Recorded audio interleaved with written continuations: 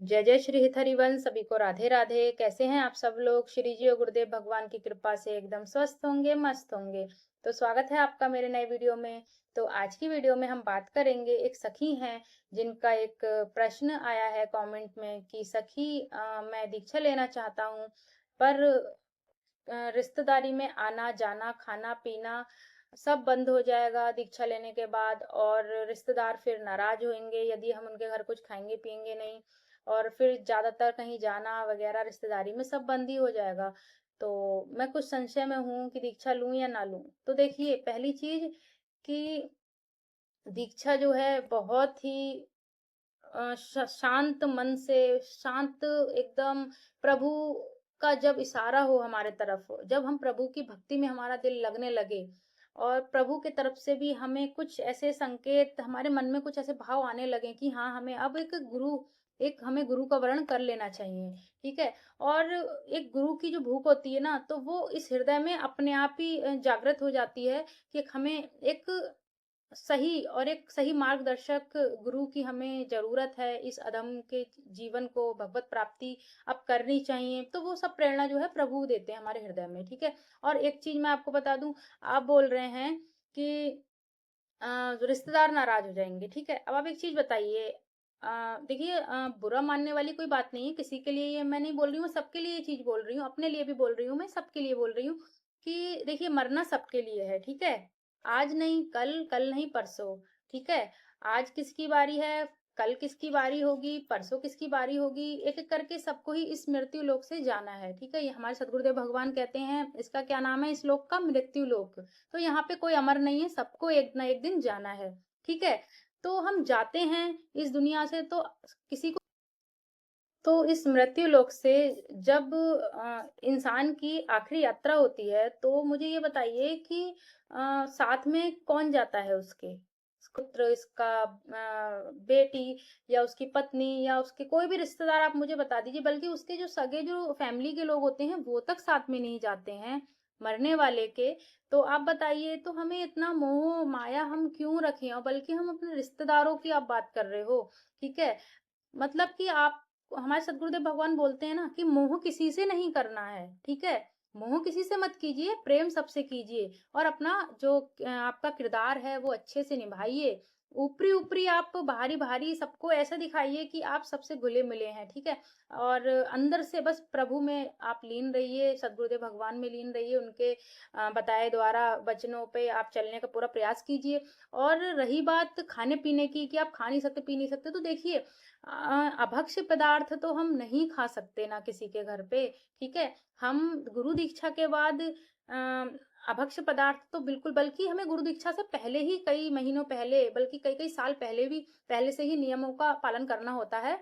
तो अभक्ष्य पदार्थ हम किसी के यहाँ नहीं खा सकते। हाँ, यदि हमारे रिश्तेदार हमारे वैष्णव हैं, दीक्षित हैं, या प्रभु को मानने वाले हैं, पूजा-पाठ वाले हैं, और उनके घर में लहसुन, प्याज़ या अभक्ष्य पदार्थ नहीं बनता है, ब और प्रभु को भोग लगाने के बाद वह सब प्रसाद पाते हैं, तो आप उनके घर पा सकते हो, रिश्तेदारों के घर पे, ठीक है? लेकिन जहाँ अभक्ष्य पदार्थ पाया जाता है रिश्तेदारी में, या प्याज़, लहसुन पाया जाता है, या वहाँ पे भगवान को नहीं मानते हैं, भगवान को भोग नहीं लगाते हैं, और अपने ही मन आए जो भी है आचरण करते हैं, तो उनके यहाँ खाना निषेध बताया है हमारे नियमों में, दीक्षा के नियमों में। तो वो चीज़ निषेध तो वो चीज़ निषेध होनी भी चाहिए, ठीक है? कि जो चीज़ हमारे प्रभु को पसंद नहीं है, तो वो हमें कैसे पसंद हो सकती है? और जो चीज़ हम प्रभु को अपने भोग नहीं लगा सकते, तो वो हम कैसे पा सकते हैं? हाँ, लहसुन प्याज़ हो गया, लहसुन प्याज़ भी कहते बुरा नहीं है, लेकिन वो एक तामसिक प्रवृत्ति का है। उससे क्या तमोगुण हमारे अंदर पैदा होता है, लहसुन प्याज़ हम खाते हैं तो, ठीक है? अभक्ष्य तो है ही बिल्कुल मना, लेकिन लहसुन प्याज़ भी मना है, वो इसलिए कि हमारे प्रभु के भोग में नहीं लगता वो, और जो हमारे प्रभु को भोग नहीं लगेगा, तो वो हम भी नहीं पा सकते। और उससे तमोगुण पैदा होता है, तमोगुण से हमारी भक्ति का नाश होता है, हमारी भक्ति में मन नहीं लगता है, तो इसलिए लहसुन प्याज भी वर्जित बताया है हमारे भक्ति मार्ग मार्ग में खाने के लिए। तो रिश्तेदारी में खाना-पीना वही मना किया गया है, जहाँ मैंने आपको बताया कि अभक्ष्य पदार्थ उनके घर में बनता हो, या पहले बना हो वही बर्तन यूज़ की करते हों वो लोग, या लहसुन प्याज़ उनके यहाँ कंटिन्यू चलता हो, तो उनके यहाँ हम खा पी नहीं सकते, ठीक है? और बाकी आप रिश्तेदारी में जाइए, मना नहीं है, लेकिन आप अपना खुद से एक पानी की बॉटल लेके जाइए। यदि आप 1 दिन के लिए जा रहे हैं, सुबह से शाम के लिए जा रहे हैं, कोशिश तो अब यही कीजिए। देखिए ये मार्ग ऐसा है ना, अब इसमें श्री जी पे आप छोड़ दीजिएगा, ठीक है? बाकी सब कुछ हो जाता है, सब कुछ। और रही बात रिश्तेदारों की, तो रिश्तेदार साथ में नहीं जाने को बैठे हैं आपके, ठीक है? जब आप जाएँगे इस दुनिया से, सबको जाना है एक दिन, एक ना एक दिन। जब हम इस दुनिया से जाएँगे, तो हमारे साथ कोई रिश्तेदार नहीं जाएगा। हमारे सगे माँ-बाप, हमारे सगे हमारे बच्चे हमारे सगे नहीं जाएँगे हमारे साथ, ठीक है? वो भी हमें आखिरी हमारे जो हमारी यात्रा होती है श्मशान भूमि में हमारी, हमारे मोक्ष द्वार पे, वो भी हमें वहीं से वापस आ जाएँगे, वो भी हमारा जो भी है करने कराने का करके, ठीक है? तो हमारी रिश्तेदारी सिर्फ़ वहीं तक की रहती है, हमारी अंतिम संस्कार तक की रहती है। उसके बाद कौन किसका सब भूल जाते हैं, ठीक है? तो ये सब एक मोह-माया है कि रिश्तेदारी ये वो, ठीक है? आप अपना कर्तव्यों का पालन कीजिए, और लेकिन जो दीक्षा के नियम हैं, उनका तो पालन हमें करना ही पड़ेगा, यदि हमें दीक्षा लेनी है। यदि देखिए इस जीवन को हमें अपना आखिरी जीवन बनाना है ना, तो हमें एक गुरु की, सच्चे और योग्य गुरु की हमें शरण में जाना ही होगा, गुरु दीक्षा लेनी ही होगी।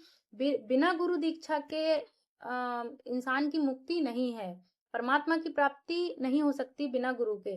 कि गुरु हैं हमें जो सही मार्ग हमें बताएँगे, ठीक है? गुरु हमारे प्रकट रूप में भगवान हैं, वो हमें देखिए भगवान की कृपा से एक सच्चे गुरु मिलते हैं, गुरु की कृपा से हमें भगवान की प्राप्ति होती है, ठीक है? तो वही चीज़ है, देखिए रिश्तेदार कोई साथ नहीं जाता है, बल्कि अपने घर वाले साथ नहीं जाते, ठीक है?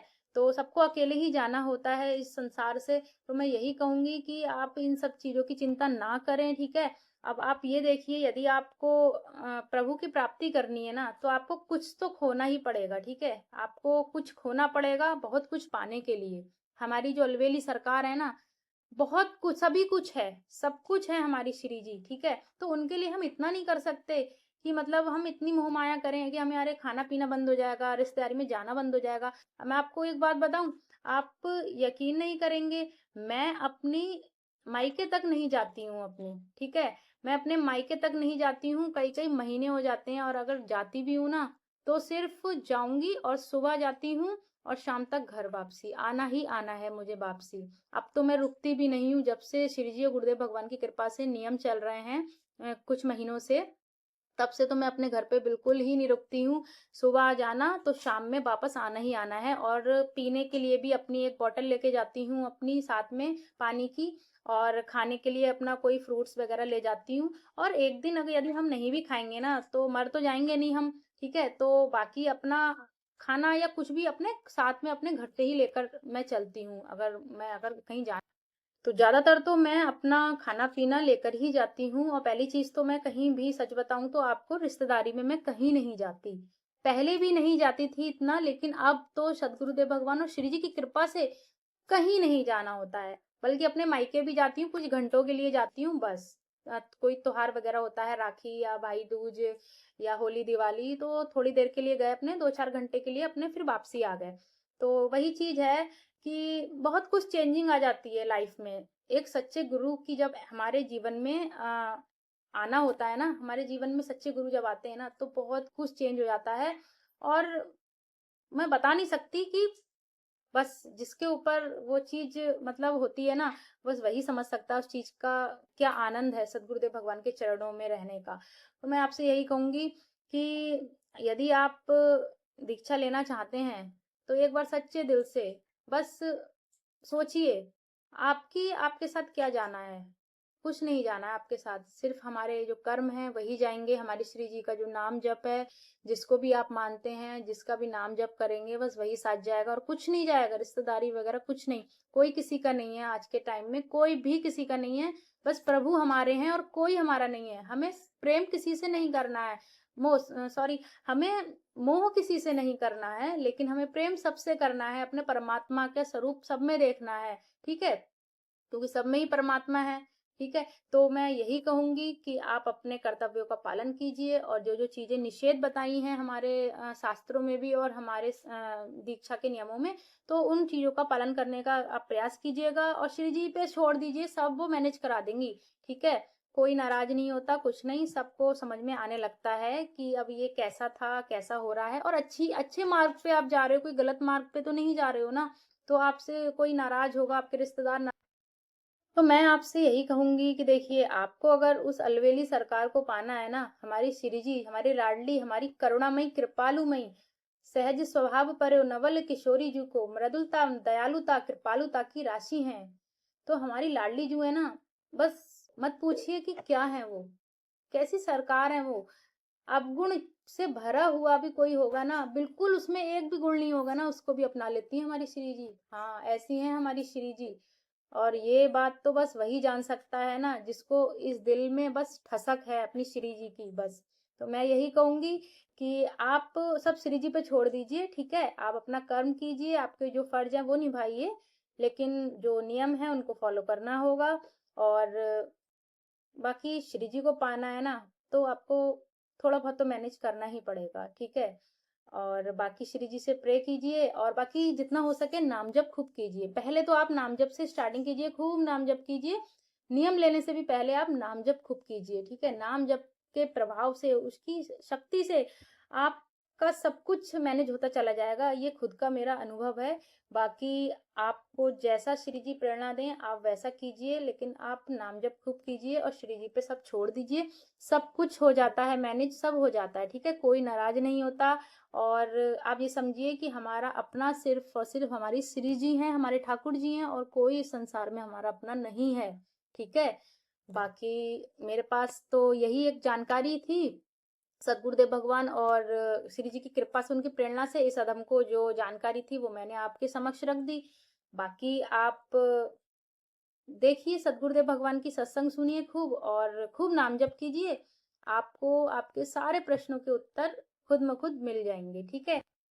वीडियो पसंद आया हो तो वीडियो को लाइक करें और चैनल पर नए हैं तो चैनल को सब्सक्राइब करें और वीडियो और अच्छा लगा हो तो आप वीडियो को शेयर करें। जय जय श्री हित हरिवंश, सभी को राधे राधे। आप सब लोग स्वस्थ रहें, मस्त रहें, श्री जी की खूब कृपा आप सब पे बरसती रहे। खूब नाम जप कीजिए, प्रभु का खूब भजन कीजिए। जय जय श्री हित हरिवंश, सभी को राधे राधे।